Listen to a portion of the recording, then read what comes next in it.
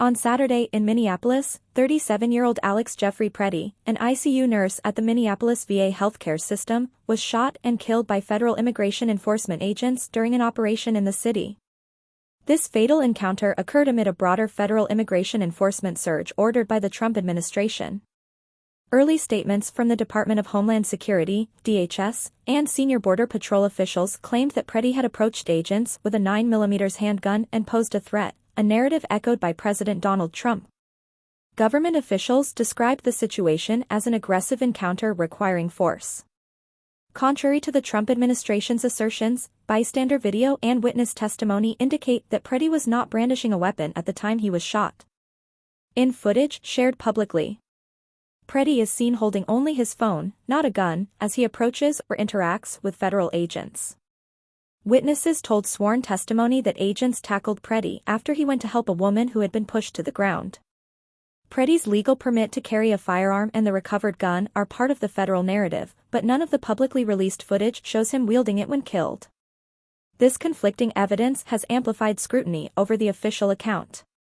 In a powerful statement, Preddy's parents Michael and Susan Preddy strongly denounced the Trump administration's portrayal of their son's death. They described the government's claims as reprehensible and disgusting, and accused officials of spreading sickening lies about what happened. The family emphasized, Alex was clearly not holding a gun when he was attacked. Their son had his phone in his right hand and raised his left hand while trying to help a woman. He was a kind-hearted ICU nurse dedicated to caring for veterans, not a threat. Their plea, "Please get the truth out about our son," underscores their frustration with official accounts that they say distort both Preddy's actions and character. The shooting and subsequent dispute over the narrative have sparked national outcry and political debate. Minnesota Governor Tim Walz called on President Trump to remove federal agents from the state, warning of further violence. Former officials including Barack and Michelle Obama issued statements condemning the killing and alleging that the administration's actions attack core Democratic values. Senate Democrats, including Chuck Schumer, have vowed to block Department of Homeland Security funding unless serious reforms and investigations are undertaken.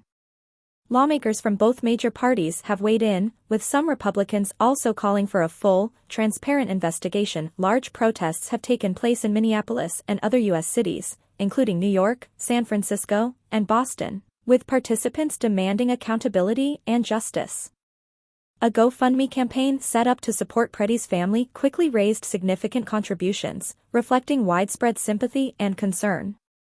This incident is part of a larger pattern of controversial federal enforcement actions and has intensified ongoing debates over federal versus local authority in law enforcement roles, use of force standards and transparency in police and immigration operations, the role of video evidence and public oversight in clarifying contentious use of force encounters.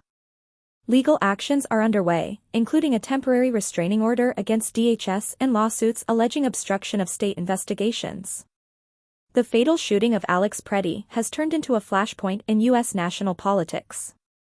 The clash between official government accounts and witness-supported video evidence, combined with the anguished response from Preddy's family, has fueled a broader debate about accountability, immigration enforcement, and truth in public life.